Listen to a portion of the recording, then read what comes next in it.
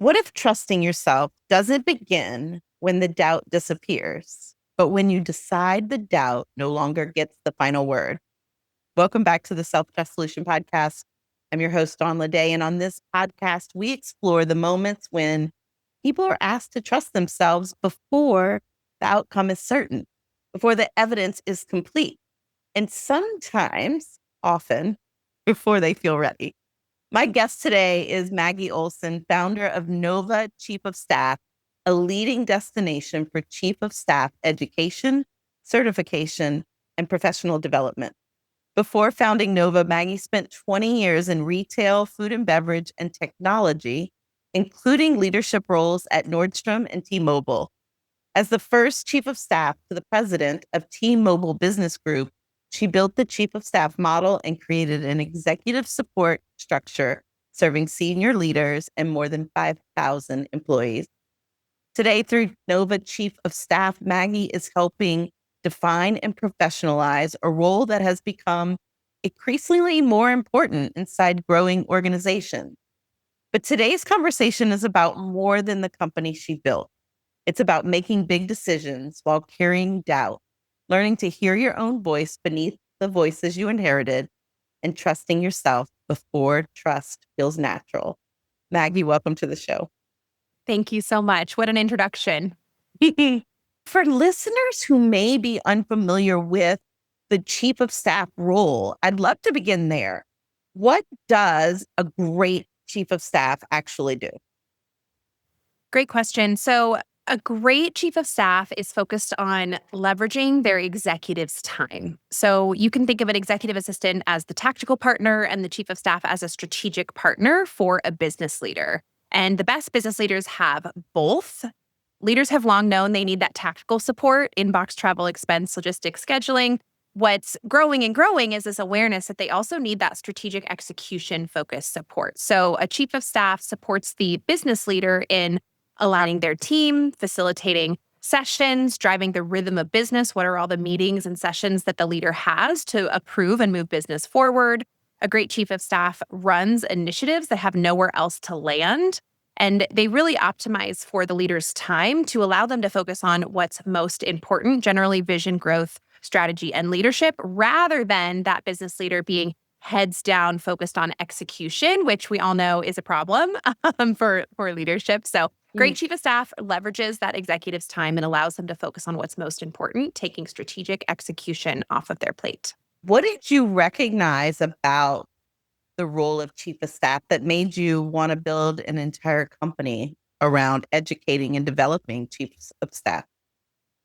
Yeah, so I was a buyer at Nordstrom for years. I ended up going back to school, getting my MBA. I'd kind of had a career that was marked by success and promotions and constantly, raising my hand for the next thing. But I'd never really felt the fit, the alignment with my own skill set and what I love to do until I found the chief of staff role. So what I loved about the chief of staff role was the fact that you can be, and it's really beneficial to be, highly organized, a systems thinker. You get to sit right next to a business leader and learn how they run a company. You're involved in all of the things. You're aligning people. And I have always stepped in, and this happened at Nordstrom and all my buying roles, stepped into a new business, learned it really quickly, tried to get buy-in quickly from the team, and then optimized processes and built systems and solutions and templates and tools to really make the inner workings more effective. And in a short summary, that's really what a chief of staff does. Chiefs of staff everywhere are focused on different day-to-day responsibilities based on the environment they're in, based on their own skill set, based on the leader's opportunities. But the core purpose of the chief of staff role is really that, building systems, tools, and processes to drive organization and efficiency and alignment and really help that leader thrive. And that is just what I love to do. And so when I got into the role, I quickly realized that I was on an island alone. There was no training for this. There was nobody telling me how to be a chief of staff. In fact, most chiefs of staff operate under different titles than chief of staff, which makes it even more murky and confusing, like business operations manager or director of strategic development. It's just the titles are vast. So when I found myself in the chief of staff role and fell so in love with it so quickly. I also had a team of 7 or 8 people that I built over the first 11 months, and I was in this role for a couple years. I left this chief of staff role thinking, gosh, I wish I would have had some resources. And I remember sitting on my mom's couch in New Mexico telling her, isn't it crazy that there's thousands of project management certifications at the time? This was in 2022. And yet nothing for chiefs of staff. And, I'm always like, hey, thanks, Mom. She said, well, honey, why didn't you go build it? So the rest is history. That's kind of where we're at now. Is I launched Nova Chief of Staff in 2023, basically because there was no place that you could go and get hands-on practice doing the things chiefs of staff do every day until Nova. So that's why I ended up building Nova. Yeah. What did you know from your own experience that gave you the confidence, like in the need, even before you had proof that the business would work? I wonder if I even did. I think about it as I've always had the confidence to take the next action, to be active in that moment, to build the thing I love to build. When I think about long-term confidence and what is this thing going to really be, or can I do it? That's where I struggle. So I don't think there was really a plan. It was a little bit more of like, hey, this could be interesting. This could be fun. I considered doing chief of staff consulting actually as my main responsibility after my T-Mobile role. And I built this course thinking it'd just be going on the side, and it ended up being really successful really quickly. So we dedicated all of our resources. It was just me, and now I have a team to our chief of staff certification course. But no, I mean, it was just one step in front of the other. I've always had that kind of bias for action, and that I deeply believe that action leads to confidence, and that's something that I say a lot, and I think that's been true for me. What did that season? So you're like, take this leap to just build something that you see as missing in the world. What did it feel like from the inside? Oh, it felt scary, felt unknown. I definitely, chiefs of staff do everything, but I never did marketing. And marketing's like 99% of the job as an entrepreneur, I feel like. So very unknown, confusing. I was also navigating a very, very busy life change at the time. I had just met my husband a couple years prior. We were pregnant. We were moving to Nebraska from Seattle, where I was my whole life. He had quit his job. He was on the hunt for another job. And yeah, it was really just a lot of unknowns. We didn't have a lot of financial security at the time. It was kind of like, okay, let's do this. Like, let's just keep trying to believe every day that this is gonna work out. And it did. My husband ended up in a news anchor job here in Lincoln, Nebraska for the first 3 years we were here. And I slowly built Nova Chief of Staff. We had our baby in January. Nova launched in June of 2023. And honestly, I don't know how the timing worked out so well, but to have the flexibility to build and parent and rest and find the joy that I need and the movement that I need kind of in this phase of life where it was the first time of all these unknowns outside of the corporate world, it did kind of work out from a timing perspective as I look back on it. Even in the moment, it may have felt a little bit more scary and unknown. Where there was an early decision that became an important moment in the growth of Nova. Can you tell us about the opportunity that came in front of you and why it felt significant? Yeah. So in 2023, I launched Nova Chief of Staff in June. And actually, I just launched it as Chief of Staff certification course without actually being called Nova Chief of Staff. There was a few things that led to me realizing that I needed to brand really early, and I'm glad that we did. So November 1st of 2023 launched as Nova Chief of Staff. During that time period, I started connecting to different industry leaders in the executive assistant space, and there's a few in the chief of staff space. And one of them is Jeremy Burrows. And Jeremy Burrows has a really successful podcast for executive assistants. He's active on LinkedIn and different social media channels. And Jeremy and I were talking about how we could partner. And we did a little test where he wanted an amount of money I could not afford for his newsletter to start out with. And then he came back a month or two later and said, okay, you can sponsor my newsletter for $3,500. It was half of what he first quoted. And I said, okay, let's try this test. And at the time, I hadn't really made much money through the course. We were just kind of finding our way. And the test in the newsletter was really successful. We had probably 150, 200 clicks on Nova's syllabus from this newsletter. And he had 14,000 or so subscribers at the time. So then we started talking about how can we partner in a bigger way? And he said, okay, well, I have this podcast. I usually try to find an annual sponsor so that I'm not finding different sponsors every month. I'm like, okay, that makes sense. What would that cost? This was in December of 2023. And I think his first number was $50,000. And I was like, are you kidding me? That's about what I'm making this year. How could I even imagine doing this? And remember, I don't have a marketing background. I don't really understand the world. This is all brand new to me. And I talked to my marketing strategist, a contractor I had at the time, and we just kind of weighed the pros and cons. What did we think 2024 would hold? What did we think from the test in Jeremy's newsletter? We brought him down a little bit on price, and I ended up sponsoring his podcast for the year of 2024 for about $40,000. And that is half of the gross revenue that Nova made in December because we raised our price. So that's usually when we kind of have a little bit of an influx in registration.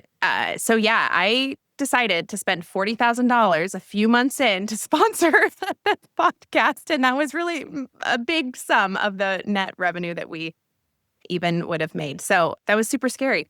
Super, super scary. Yes. What were the competing voices that you were hearing as you tried to decide, whether within your own mind? Actually, yes, that's what I want to hear about, in your own mind. Like, what were sort of the, we need to do this thoughts, and what were the, like, what are you thinking thoughts? Through all the milestones, I always have this one thought that's like, oh, I'm so proud of you. That's so cool. It's just cool that you're even having this conversation. It's just cool that you're even being approached. So that's one side. And then another side is, what if I don't make any money next year? What if we close down? What if nothing happens? What if people find out that the course is horrible? Which, by the way, of course it's not. We've got incredible reviews. Why do I keep thinking this? I think we all have these thoughts at times. Another thought is like, well, what if something else comes along? Or I'm so early, I don't know what's out there yet. What will my peers think? What will my family think? What will my friends think? Like, as entrepreneurs, we're kind of on islands alone. There's not a lot that we can share, but the big moments we can share. And that was a big moment for me back then, but no one's going to understand it. I don't even understand it. So it again, confusion, scared, a lot of doubt, really hoping it would pay off. Yeah. Yeah. What do you think was the ultimate that made you say yes? Like, is it faith? Is it belief? Is it just courage? Is it determination? Like, what do you think made you say yes? All of the things you mentioned. And I I still do have a great relationship with Jeremy. I really trusted him from the very beginning. He's continued to be a very benevolent, generous mentor in this space that I'm a lot newer to than he is. And then honestly, again, the things you mentioned and the data, diving into the numbers, looking at the number of clicks that we got from his newsletter, realizing that, and a little bit of research, realizing that the best audience you can find, especially with sponsorship, is a niche audience. And I built Nova's course for existing and aspiring chiefs of staff. What I did not expect is the incredible open arms that the executive assistant community have given us, because they've been so hungry for development. And I'd been getting all these early signals from this executive assistant community that they wanted this course, they needed it, and enrollments were over 50% executive assistants. So it was kind of this courage and bravery and gut, and then, okay, let's check the data. Let's, see what the data is telling us, what's happened already with conversion. Let's apply that to next year. And it honestly was a good decision. We've had, I believe, over 250, probably 300 enrollments out of our 2,300 students that are directly attributed to Jeremy Burroughs. And our course price is around $2,000 now. So it was a good investment. But at the time, there's no way I could have imagined Nova having that high of registration. So there was no easing of my nerves back then. Yeah. What do you think turns a bold move from a gamble into a self-trust decision? I do believe it's a combination of all the things you just said, and there was a turning point for me back in, I could probably name the year, like 2018. I'd realized that I was doing all of this work for and trying to achieve and be successful for someone else, like for my mother, for the pressure of being an external achiever. And I had this Mm. moment click where I realized that I need to figure out, am I doing this for myself or not? And in that same time frame, I also acquired this confidence that was like, I may not know how to do everything, but I do know that I will figure it out. And I hadn't had that Mm. before. I hadn't had the you will figure it out confidence until really this click happened when I think it was this transition of like, I'm doing this for myself and I do believe that I can figure this out, whatever this is at the time. And I think there was a little bit of that. I don't have all the resources, but I sure do have a great marketing strategist that I contract with, and I sure do have a great partner that's found me. And, I've got a team that I'm building, and I can trust myself and what my gut is. And I do think there was a moment around the gut there where it's like, okay, what do you really want to do? What's your gut telling you? Like, do you lean in? Do you lean out?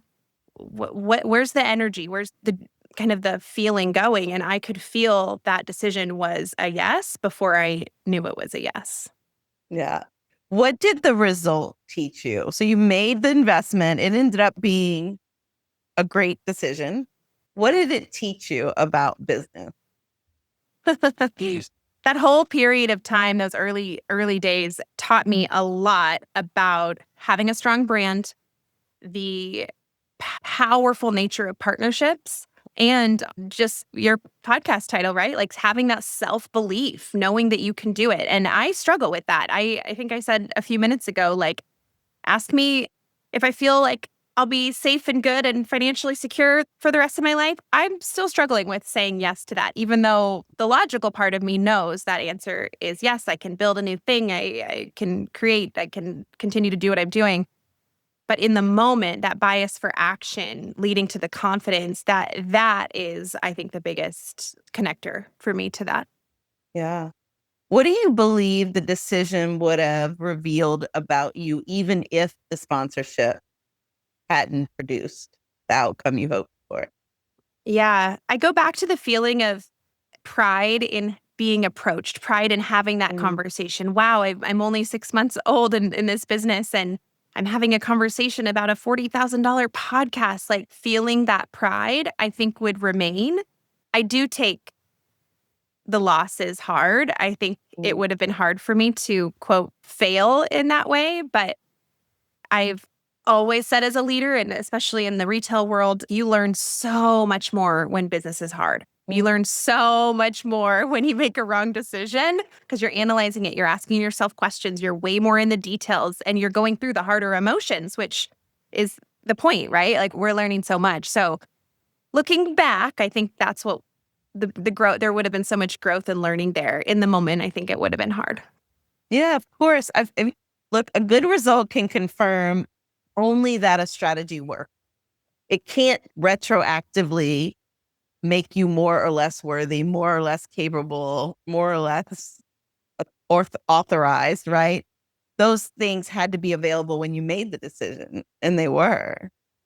That's what Yeah. fueled your decision, was being in connection with that belief Yeah, in you're what you right. were doing, the partnership that you were working with, and in yourself, knowing that no matter what, you're gonna figure it out.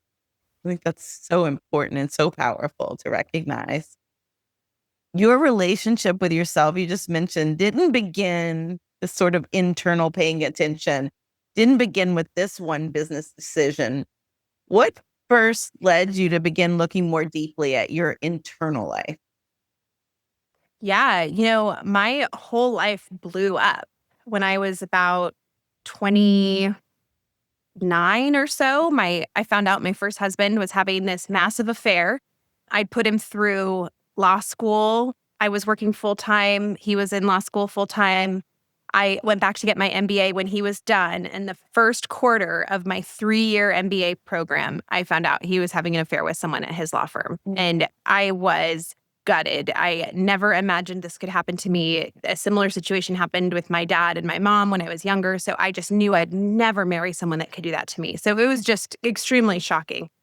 And I immediately went into really, really intense psychoanalysis, like therapy. So yeah, I found a therapist who I still see today. I'm very much more connected to my feelings, my emotions, what I want, how to communicate it. And that was 11 years ago now. And I would honestly go through all of that difficulty again to get to the place where I got to probably about five or 6 years ago, where I felt so much more connected to myself, my emotions, how I'm feeling, and how to communicate all of that, and to, know what I'm looking for, and how to trust myself and have that confidence. And all of those things remain a, an ongoing work, right? Ongoing work that I'm doing. But yeah, that's when it really shifted for me. And I'm so grateful to have that time. I felt like, oh my gosh, I'm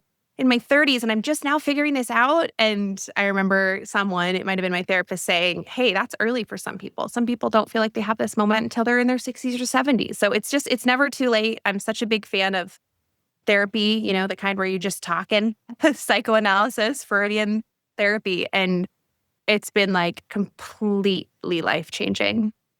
Yeah. What do you think therapy helped you see that achievement or professional success could not?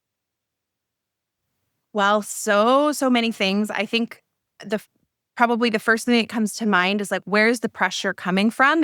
Why do you feel this pressure to achieve and to build and to go nonstop? And why does it have to be so big and so bold when you're so content and happy in your current lifestyle?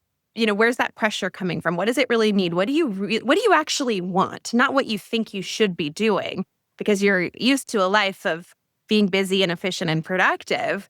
What do you actually want to do? Not what are you good at? Because there's a lot of us who are good at a lot of different things. It doesn't mean that we should be doing them or doing them all at the same time.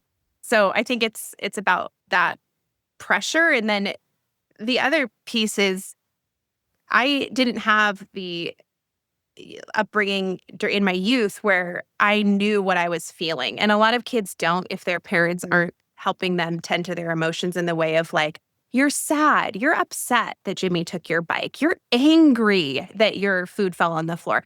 We need adults to give us that language as children to understand our emotions. And I didn't have that. I learned that in my 30s.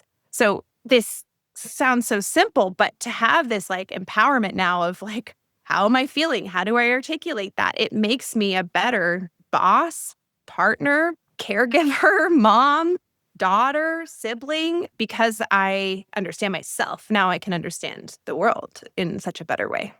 Absolutely. We can get so caught up when we don't have the names for it. Even excitement can vibrate in our bodies the same as fear sometimes, or, irritation can vibrate the same as anger. And if we're not tuned in and connect, we can try to escape things that we don't really want to escape, or miss out on some things that we really don't want to miss out on. So, yeah. And I think there's this like slowness that you bring into your life when you're a little more intentional about trying to understand yourself. And I think that can come through meditation and yoga and a number of different places, but slowing down to really realize like, what are you thinking and feeling, and what does bring you joy, and what do you want your everyday life to look like? I mean, I did an exercise that I called my level 10 life. It was like a year after meeting my husband now, and I just wrote down all the things that I wanted to do, and it didn't look too different, right? But then I was able to work towards, what is that, simple life that I want, and how do I make that happen, and why can't we do that? yeah, of course. But yes, because so often we're comparing our lives to this vague, nondescript version. But if we actually take the time to define it, you'll find that you have a lot of what you want, and then that what you want is so within reach. But when we don't define it, it's hard to access or get to. Yeah, Or or it's like appreciate. Yes, and I felt like I had to just keep raising my hand for that promotion. I should have a bigger Mm, job. I should make more. I should get the next thing. Like, okay, and it feels good to win that next job, right? So yeah, you just keep doing it. And then, wait a minute, why? Is this aligned with my level 10 life? Is this what I want? right. Maybe it's not. And I have so much power over that because it's my life. It ties to what you said a minute ago that, just because we can do a lot of things, everyone listening to this podcast can do a lot of things. You're an amazing human. But it doesn't mean you have to or that you should. If it doesn't align with your level 10 life, your what I call my ultimate vision, whatever that is, then why do it? You could be using your energy and saving a lot of energy for the things that really matter, right? Yeah, wouldn't that be nice? How do you return to your own knowing, like that inner truth when maybe fear, pressure, or other people's opinions become loud? Yeah. I've realized that I need movement every day. I want to be connected to nature every day. I am a busy on the go person who is always doing a lot of things. And so I know that I need to slow down and unplug at times. Mhm. So I had a big decision I was wanted to digest and process last week or a couple weeks ago. And I intentionally like took the headphone with my audiobook out of my ear and walked around our town's little lake without listening to anything and just sort of seeing what came up and how I was feeling and how I was processing. That's been the most important for me. And I'm an older mom. I just turned 40 and I have a 3.5-year-old. And I really feel like being a little bit older and starting to have kids, it has allowed me to be a bit more selfish without the guilt because I know that what is most important to my little one is that, it's that maternal happiness is the biggest indicator of your child's happiness. And I know that I need that time alone. I need that time outside. I need that movement in most days in order to be the best mom that I can be. And I am generally not too apologetic for taking it. And I've got a great partner and we figure that out. But of course, battle with the mom guilt, battle with all the things. But at the end of the day, I am taking action to ensure that I am slowing down when I need to. And to your question, like processing in the way that I need to for the big things. Yeah. At some point, like you've mentioned a few times, action creates confidence. You believe that you're a doer, you're obviously an action taker. And at some point, you began recognizing that your experience and the way you work is genuinely different, unique. What kind of brought you to that realization and what helped you stop treating your capabilities as ordinary just because they were natural to you? Yeah, I think are you familiar with strengths finders? Mhm.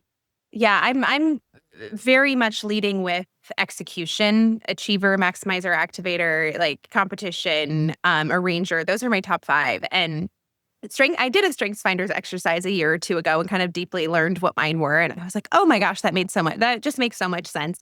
And I did my teams as well and noticed our differences a little bit.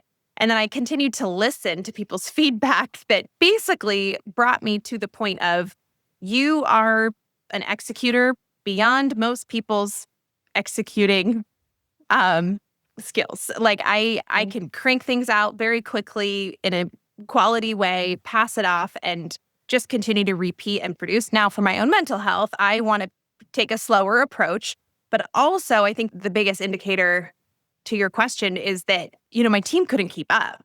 Mhm. So tactically, like I would pass the work off, and my team's at capacity. We're working on this one, and you just sent us this one, and so there's part of me that's like, okay, but that's how we're learning and we're growing, and I'm still going to pass the work. That is your role. You need to figure out how to get it done. And then there's the other part that's like, okay, but what's really reasonable here, Mm. and where are we different, and what is kind of that max that I can send and expect and myself produce, and then I had a few business coach and a few other folks tell me like you are really strong in these ways and let's think about how this affects your team and let's think about what you want to spend your time on and feedback, lived experience, all of the above. because Nova develops people who often operate very close to power and have to be pretty effective, like in the action they take, productive, in their productivity, in their efficiency and effectiveness. I'm curious how you see self-trust showing up in that chief of staff role. Yeah, it's such a good question and something to sit with because the chief of staff, I describe the chief of staff, I say the word support. Chief of staff is a support for a human. It's not a support role where it's fully administrative, but you're supporting another human. And generally, that human is incredibly powerful. They're high ranking in a company. There's probably this huge wealth disparity between you and them. They may have decades of more lived experience in the industry or role that you guys are both in. And yet, the chief of staff needs to be this truth teller. They need to be the one to come to the leader and say, hey, I'm, hearing a lot about X, Y, and Z, and I want to bubble this up because this one's worth your time. And that leader might not quite grasp it at first. And you may have to be the squeaky wheel, and you may have to present that information in another way or get buy-in from another partner or a direct report on that leader's team to help you tell that story. That's like incredibly like self-trust that you have to present over and over to a business leader who really doesn't have time for you. Let's be honest. They're busy doing other things all day long. And you're going to feel annoying as a chief of staff a lot of the time because you are seeing the things that other people don't. And you're raising the most important things up to leadership when you need to. So yeah, it's all about trusting yourself and considering, when do I bring something forward? When don't I? When do I bring in peers? It's a high EQ position, high emotional intelligent role for sure. Absolutely. What is founding Nova required from you that your previous leadership roles didn't? Entrepreneurship in general is just such a beast. I've heard a term, it's an awful one, but it's like entrepreneurship it's like getting kicked when you're laying on the ground and choosing it every single day over and over and over. Which is awful, but it's true. It's not always awful and laying on the ground or anything like that. But I will continue to choose it every single day. And I think the reason why is the same thing that I didn't have to or couldn't even consider in the corporate world, which is you are the end all be all for every single decision. And you have this incredible freedom in your time and in what you're building that you're building completely on your own. And I just love that. And it's the hardest part. AI has been, it couldn't have come at a better time for me because I'm saving quite a bit of money on like legal contracts and things by starting them myself and then obviously using an attorney once I would need to. But marketing, thought, just kind of like figuring things out that I didn't previously know. Tech support, it couldn't have come at a better time, but truly, I have had to figure everything out for it. And this is one of the reasons they say buy a business, don't start a business, because at least you have a starting point rather than building every word brick by brick, every person, every process. I'm finally at the point 3 years in where I feel like we've switched from build to maintenance. And that's it. That's a nice big shift. It feels a little bit more akin to the corporate world. What are you still learning about yourself? Oh, I mean, the biggest thing I'm focused on right now is being grateful for the freedom and lifestyle that Nova is offering me and being content in what it is, because that is what fits into my life right now. And building and growing and finding more people and launching the next thing and the next, category of our business. That's not it.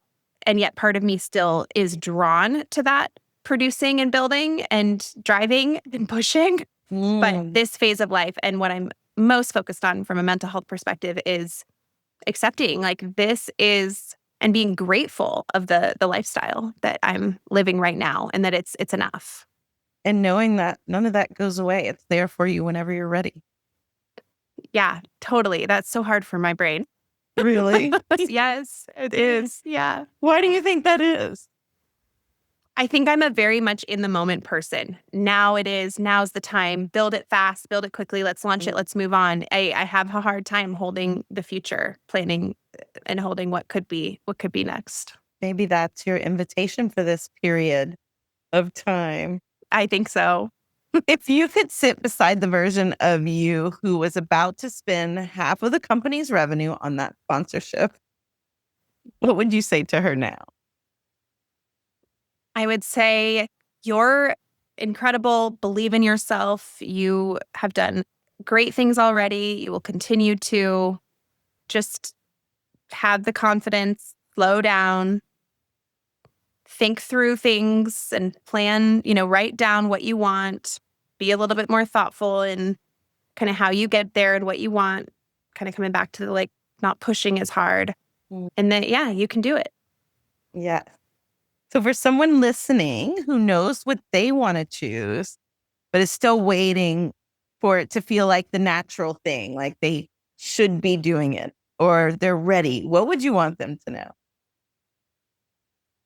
I would say take a deep breath, close your eyes, ask yourself the question at hand, and be aware of what first comes up for you and what second comes up for you and what third comes up for you. Sit with it and see if there's a pull in either direction. And if there is, that's probably what the right move is. And if there's not, do it again in a week. Yeah. Do it again in a week. I love that. That's so great because it also introduces it's not a rush. It doesn't make it wrong if you don't jump on it right away, right? It Yeah. just means it needs maybe a little more time to, I call it marinating when it sits Yes. with me for a minute. No, tell everyone here how they can find you, how they can learn more about what you offer. Tell us a little bit about what's happening at Nova Chief of Staff right now. Yeah. So, Nova Chief of Staff, we have a certification course, and it started as an online course, 50, 60-hour self-paced online course. That is an option. It's the most accessibly priced option that you can enroll in anytime. And then we also have two other formats, which is in-person 3-day and virtual 3-day. And so really there's an option for, whatever your life can fit right now. And you can learn more all about the different Nova formats and what we do, and a ton of free resources and blogs and events on novachiefofstaff.com. And you can find me writing every single day on LinkedIn and talking to camera on TikTok and Instagram. So Maggie Olson, COS, is generally the handle that you'll be able to find me under. Awesome. Maggie, thank you. One of the things that has stayed with me from this conversation is that self-trust does not always arrive as this strong, certain voice. Right? Sometimes it's this like quieter voice beneath the fear saying, I know enough to choose this, or I know enough to follow this want. And sometimes it's a decision to move while the old voices are still asking whether you're sure. Trusting yourself doesn't mean knowing that every decision will work. It means refusing to make certainty the price of your own authority. And it means knowing that the result can teach you, inform you, and help you adjust without being allowed to determine who you are or whether you were entitled to choose. If today's conversation resonated with you, you'll find links to connect with Maggie and learn more about Nova Chief of Staff in the show notes. And if this conversation surfaced a thought you've been arguing with, pushing away, or trying to solve, I'd love to meet you in the lobby. It's a free tool based on my book, The Inner Room. There's no email required. You bring one thought, and the tool offers you 2 invitations designed to help you stop making an enemy of that thought and begin using it to create more connection with yourself and a little more inner unity, if you will. You'll find the link in the show notes. And if you enjoyed this episode, please subscribe, leave a review, and share it with someone who may need the reminder that they don't have to wait until trust feels natural to choose themselves. Until next time, remember, results inform the how. They never get to decide the who or the whether. I'll see you next time.